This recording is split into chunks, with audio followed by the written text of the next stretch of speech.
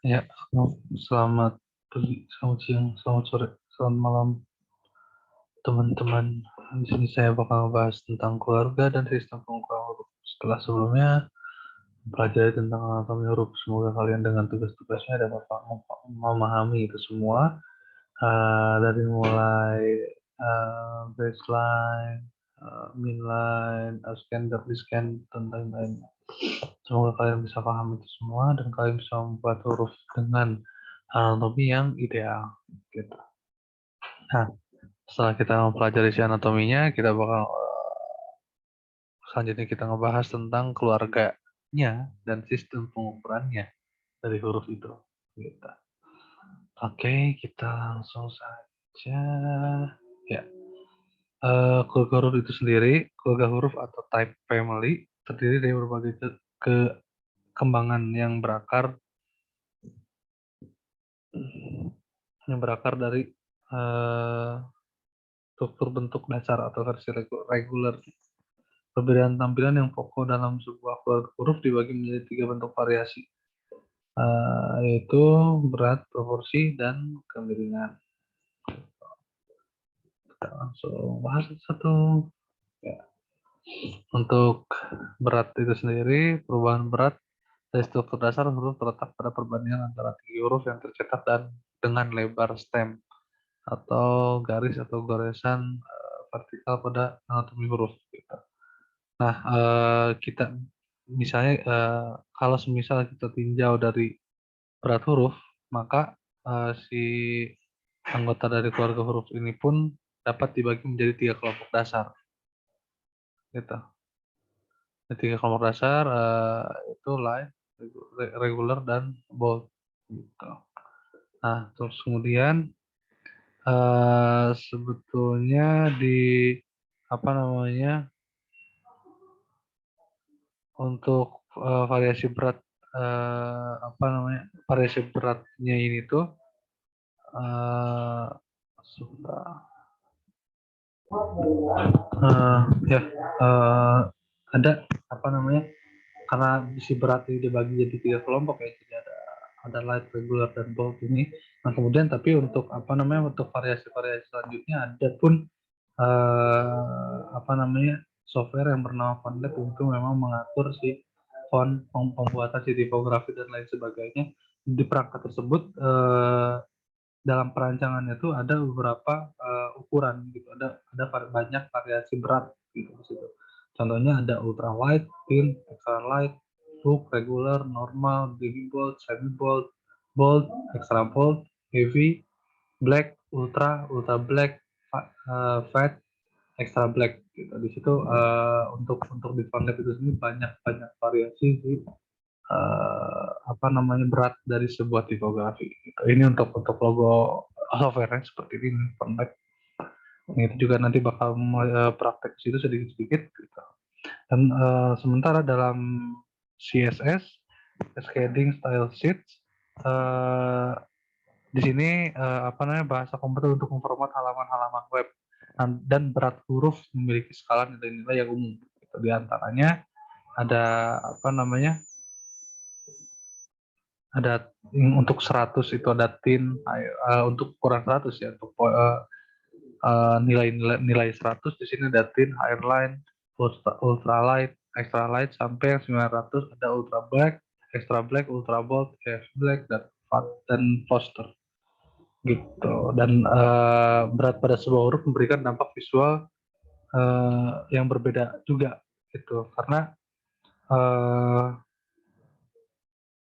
apa namanya walaupun dalam sebuah jenis huruf memiliki variasi yang berat yang beda itu namun karakteristik dari si fisiknya tersebut tetap sama sebetulnya gitu. Perbedaan berat dapat memberikan dampak visual yang berbeda tadi. Kemudian seperti misalnya huruf bold yang ketebalannya memiliki potensi yang kuat dalam menarik perhatian mata. Biasanya kelompok huruf bold banyak digunakan untuk judul atau headline dari sebuah naskah atau sebuah poster atau apapun itu, dan baik itu iklan pun bisa gitu, dan media terapan lainnya gitu. Kita lihat Nah, ini ada gambaran mengenai perubahan berat yang ideal gitu.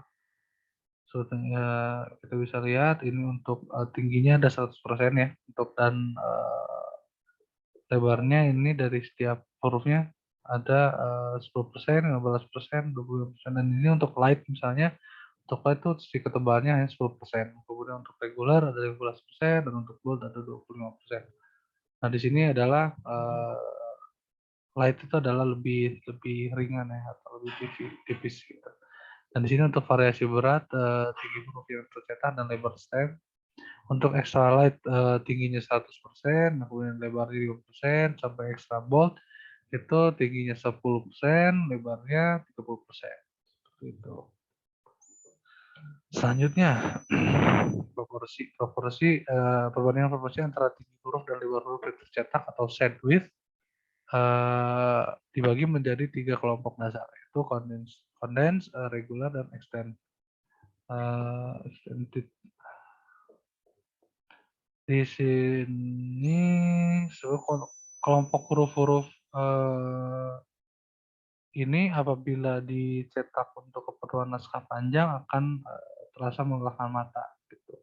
Karena huruf-huruf condensed dan extended ini biasanya layak diterapkan untuk teks yang pendek seperti untuk headline dan subjudul. Dan kita lihat contoh gambarannya mengenai proporsi seperti ini. Untuk perbedaannya, untuk proporsi itu lebar keseluruhan ya, regular, condensed, dan extended. Nah, di sini extra condensed lebar huruf cetaknya adalah 40%, tinggi hurufnya 40%. Kemudian sampai extra extended 100% dan lebar huruf yang cetaknya 120%. Karena kan di sini si apa namanya proporsinya tidak terlalu apa namanya banyak perubahan ya. Kalau misalnya dipakai untuk naskah ya itu tadi akan mengalahkan mata gitu. Karena si pembacaan ya si readability-nya itu akan kayak kayak bukan berkurang sih, kayak ya mungkin sih bisa dikatakan juga berkurang sebetulnya gitu. Karena tidak melulu hanya dibentuk hurufnya gitu, dibentuk secara anatomi ya, secara lekukan dan lain-lain gitu, tidak hanya di situ, dari proporsi dan lain-lain juga berpengaruh gitu. Ada juga kerning nanti apa namanya spasi antar huruf dan lain sebagainya. Oke, selanjutnya kita bahas tentang kemiringan. Nah, huruf yang tercetak miring dalam tipografi itu dalam terminologi tipografi ini itu disebut italik gitu. Nah, si terminologi ini pun di apa namanya? Huruf italik ini pun biasanya digunakan untuk memberikan penekanan pada sebuah kata. Di samping itu, huruf-huruf ini juga dipakai untuk menunjukkan istilah atau kata yang berasal dari bahasa asing. Gitu. Umumnya huruf italik digunakan untuk teks dalam jumlah yang tidak terlalu panjang, seperti untuk keterangan gambar atau caption, highlight dari sebuah naskah atau call out, serta kadang juga digunakan sebagai headline atau subtitle. Apabila kita perhatikan dengan seksama, huruf italik dirancang dengan sudut kemiringan tertentu untuk mencapai toleransi terhadap kenyamanan mata dalam membaca dan mengidentifikasinya. Sudut kemiringan yang ideal atau terbaik adalah 12 derajat. Apabila sudut kemiringan huruf lebih kecil dari 12 derajat, maka akan mengurangi kemudahan dalam mengenalinya sebagai versi italik. Sebaliknya, apabila sudut kemiringan lebih besar dari 12 derajat, akan mengurangi keseimbangan si bentuk huruf tersebut. Gitu. Ini untuk apa namanya untuk contohnya ya. Contohnya kita bisa ngumpul 12 derajat. Ya, kalau lebih dari situ itu akan apa namanya mengurangi keseimbangannya, dan kemudian kurang juga sama aja sih sebetulnya, mengurangi ya tidak seimbang sih kalau misalnya dikurangi juga, dan kalau misalnya dikurangi itu kan cenderungnya akan jadi regular juga ya gitu. Karena kan jadi datar juga kalau misalnya, karena ini kan si pergeserannya harus gitu. Nah, Kemudian karakter set. Nah, setiap huruf atau angka tanda baca dalam tipografi disebut karakter. Nah, keseluruhan karakter dalam sebuah alfabet disebut dengan karakter set. Nah, sebuah alfabet memiliki berbagai karakter yang terdiri dari huruf besar yang disebut uppercase, dan juga disebut dengan kapital atau caps, dan huruf kecil atau yang disebut lowercase. Gitu. Dan istilah-istilah tersebut itu berasal dari subsistem teknologi mesin cetak yang awal ditemukan oleh si Johann Gutenberg ini, gitu, yang sebelum kita bahas dulu tuh, yang menemukan mesin cetak. Pada masa itu cetakan huruf yang berupa potongan-potongan blok metal disimpan dalam sebuah kotak yang disebut dengan typecast. Nah, huruf besar disimpan di dalam kotak pada bagian atas uppercase, dan sedangkan huruf kecil diletakkan pada bagian bawah lowercase. Nah, di sini adalah sebetulnya untuk uppercase dan lowercase, huruf besar, huruf kecil, bisa disebutnya dengan uppercase dan lowercase, itu berarti adalah suatu kesadaran yang ditanamkan gitu, tidak kesadaran kolektif gitu, yang dibentuk. Kita bisa nyambung ke lain-lain. Nah, seperti itu, dan kemudian setiap karakter set memiliki jumlah karakter yang berbeda-beda tergantung desainernya. Yang perajaknya mau mau apa namanya, membuat itu seperti apa, membuat si huruf ini atau membuat tipografi ini seperti apa dan jumlahnya berapa, terserah gitu. Itu balik lagi ke preferensi masing-masing. Dan satu karakter set lengkap biasanya terdiri dari lebih 200 jenis si karakter gitu. Dan penambahan karakter ini disebut sebagai expert set gitu. Dan di sini contohnya, untuk contoh-contoh dari si penambahan karakternya ya, dan dalam beberapa font gitu.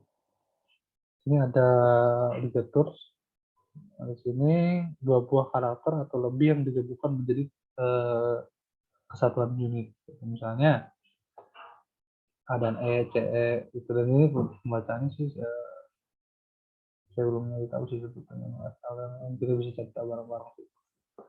Kemudian untuk ada model figure, di sini angka-angka yang memiliki ketinggian yang sama dengan uppercase. Modern figure sering juga disebut sebagai lining figures. Nah, kemudian ada old-style figure.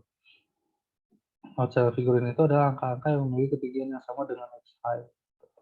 Nah, kemudian di sini ada foreign action. Foreign action ini tuh di sini karakter yang melengkapi sebuah karakter set dalam sebuah bahasa tertentu, seperti beberapa tanda baca atau huruf-huruf tertentu yang terdapat dalam bahasa Jerman atau Prancis. Itu ada, ya kalian juga sering lihat dari pemain bola mungkin, dan lain-lain, nama-nama pemain bola atau nama-nama tokoh atau apa itu. Nah, kemudian ada small caps. Di sini uppercase yang memiliki tinggi yang sama dengan X-high. Kemudian ada fraction, angka-angka atau pecahan, angka-angka pecahan. Kemudian punctuation marks. Di sini ada tanda-tanda baca. Ini tambahan-tambahan dari si karakter set yang ada. Itu bisa lebih dari 200 ya, lebih banyak gitu. Oke, untuk ini mas sebagai contoh penggambaran sih seperti pengalaman pembuatan si topografi ini seperti apa gitu. Dan apa namanya, di pembuatan anatomi tipografi secara manual juga itu penting, karena kan kalau misalnya di digital itu kan sudah otomatis ya, kan kita juga harus mempelajari dasarnya juga gitu. Seperti itu. Kemudian ada sistem pengukuran dalam tipografi. Nah, oke, sistem pengukuran dalam tipografi diperkenalkan pada abad 17 di Prancis dengan tujuan agar terciptanya standarisasi dalam proses cetak. Biasanya seorang desainer melakukan pengukuran tipografi terhadap tinggi dan lebar huruf, serta interval-interval yang ruang sekitar huruf itu. Dan ada dibagi dari sistem pengukuran si huruf ini ada pembagiannya tuh ke 3 dasar sistem pengukuran. Ya di situ ada poin, disebutnya PT, pika atau di ini PIK dan unit. Gitu. Nah, di sini poin yang digunakan untuk mengukur tinggi huruf, sedangkan si poin digunakan untuk mengukur tinggi huruf, sedangkan pika digunakan untuk mengukur panjang baris. Nah, kemudian pengukuran dari lebar persatuan huruf serta jarak antar huruf dihitung dengan satuan. Perhitungan unit hanya digunakan dalam proses yang menggunakan teknologi prototype setting dan digital composition, teknologi yang digunakan untuk mengetikkan dan pencetakan huruf agar dapat mendapatkan hasil cetak yang tajam dan presisi. Dan pada tahun 1737, Pierre Fournier, seorang pembuat huruf atau type founder dari Paris, menemukan sistem pengukuran huruf dalam satuan poin. Sistem pengukuran huruf lain yang diperkenalkan 40 tahun kemudian oleh François-Ambroise Guidot dari Prancis. Di sini dan kemudian acuan yang dipakai sekarang adalah sistem Anglo-Saxon dengan perhitungan 72 poin setara dengan 1 inci atau 2,539 cm. Gitu. Sini adalah ilustrasinya, pengukurannya ya digambarkan. Ini untuk ini 1 inci, ini pika 1 sampai 6 untuk 72 poin. Setiap satu pika tadi adalah 12 poin. Nah, ini 72 poin sama dengan 6 pika sama dengan 1 inch. 1 inch sama dengan 2,539 cm. Dan 12 poin adalah 1 pika. Nah, itu dikaliin aja sebetulnya hitung-hitungan juga sih ujungnya. Gitu. Nah, kemudian ada typographic scale. Nah, di sini adalah ukuran skala dari si tipografi itu sendiri. Nah, ini untuk untuk ukuran-ukurannya, untuk ukuran 6, 7, 8, 9, 10 sampai 72 poin. Kita bisa lihat perbedaannya. Untuk 24 ke 36 sangat signifikan gitu, perubahan ukuran. Gitu. Kemudian ada sistem pengukuran dalam tipografi digital dan desktop publishing. Di sini ada yang kita nge-recall lagi anatomi si huruf, ada aspender, descender, ada di sini nilainya nggak dimasukin sih. Nah, ada misalnya ini untuk left side bearing, di sini adalah bantahan-bantahan di sekitar ini, sebenarnya kerning antara satu huruf dengan huruf lainnya gitu. Ini untuk side width ini tuh memang keseluruhannya, panjang keseluruhan, lebar keseluruhan. Dan advance width itu tuh memang dihitung dengan kerningnya atau dengan kerning antar hurufnya gitu. Dan untuk the scanner line di sini ada built-in leading. Terus leading di sini itu adalah contohnya untuk yang melewati garis ini kan ada huruf-huruf lain kayak misalnya seperti G misalnya, atau Y itu misalnya, itu untuk menambah sedikit atau membedakan dari huruf-huruf yang descended gitu, yang memang kakinya panjang ke bawah. Dan ini untuk tracking 1000 sama dengan 1 M. Nah, di M itu memang itu adalah spasi ya, jarak spasi sebetulnya dalam di huruf gitu. Dan di sini ada di kerning itu adalah jarak tadi saya sampaikan, jarak dari huruf satu dan huruf lainnya. Di sini unit. Oke, kemudian ini untuk base-nya di sini adalah leading baseline to baseline point. Gitu. Ini untuk teks ya, untuk teks di bawahnya itu adalah baseline to baseline point. Itu baseline atau poin itu ukurannya. Itu, dan kemudian ada pengukuran ruang tipografik, ruang horizontal antar huruf terbagi menjadi dua, yaitu kerning dan tracking. Gitu. Jadi kita bisa lihat tadi ini ya, dengan tracking. Istilah kerning lazim disebut dengan kerning pair atau merupakan jarak antar pasang huruf, seperti jarak antara A dan A dan B, A dan C, dan seterusnya. Umumnya font dengan proses digitalisasi kualitas memiliki sekitar 500 hingga 1000 kern pair yang telah didefinisikan oleh si perancang huruf atau type design. Istilah tracking atau sering disebut sebagai letter spacing adalah jarak antar huruf dalam sebuah naskah. Istilah leading dibaca leading menerangkan tentang jarak antar baris dengan sistem pengukuran baseline to baseline.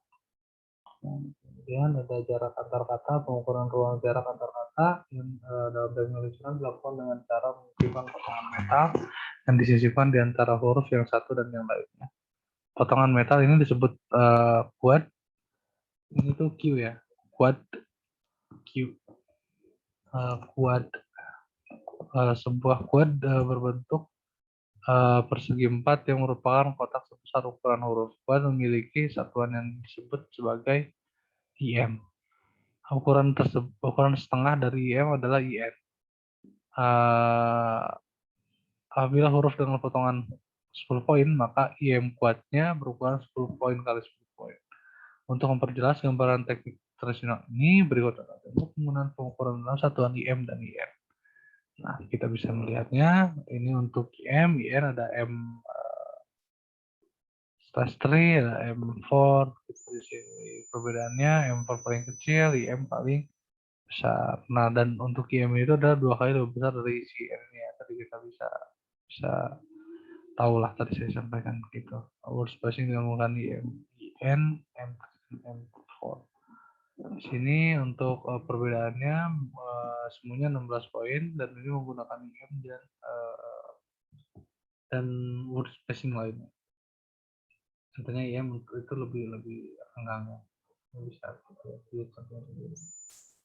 seperti itu. Dan kemudian ada jarak antar huruf, pengukuran kerning dan tracking dalam prototype shaping dan digital composition dihitung dengan sistem unit. Sistem ini tidak memiliki acuan pengukuran yang tetap, dalam pengertian bahwa unit memiliki nilai yang berbeda-beda tergantung kepada sistem yang digunakan. Ia merupakan kotak seukuran besarnya huruf. Kemudian bila kotak ini dibagi menjadi beberapa segmen yang sama besar, maka setiap segmen ini disebut sebagai unit. Sebuah huruf U dapat memiliki lebar 12 unit, sementara huruf T dapat memiliki lebar 6 unit. Nah, di sini ada perbedaannya ya, 72 poin IM dibagi menjadi 18 unit, 12, 10, 4, 6. Di sini perbandingannya seperti apa, kita bisa lihat antar unit ya, antar hurufnya kita bisa lihat jarak-jaraknya. Ini dua masing-masing 2 gitu, jaraknya. Nah, kemudian ada jarak antar baris, pengukuran leading dihitung dengan penggunaan satuan poin. Teknik tradisional memakai lembaran metal yang disimpan di antara baris. Lembaran metal ini memiliki ketebalan yang beragam. Gitu. Lembaran metal ini kemudian menjadi si pengatur antar barisnya itu sendiri. Gitu. Apa namanya, jarak antar baris dari sebuah kalimat, paragraf, atau huruf. Terima kasih. Semoga dapat dipahami dan dapat dipraktikkan. Semoga ini juga mendukung ke tugas-tugas sebelumnya. Terima kasih banyak.